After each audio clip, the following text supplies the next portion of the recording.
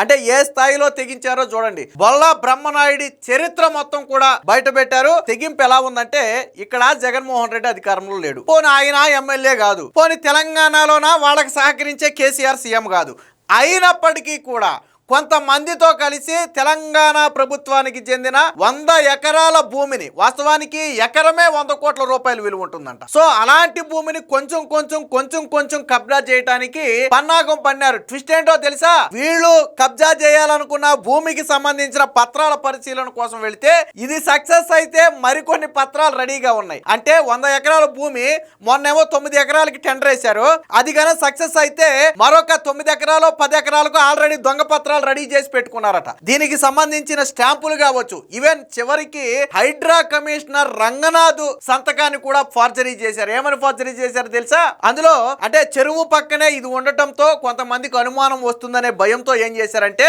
దీనికి ఎటువంటి అభ్యంతరం లేదు, ఇది చెరువులోకి రాదు అని హైడ్రా కమిషన్ ఒక సర్టిఫికేట్ ఇచ్చినట్టుగా ఒక దొంగ సంతకం కూడా చేశారు. అంటే ఏ స్థాయిలో తెగించారో చూడండి.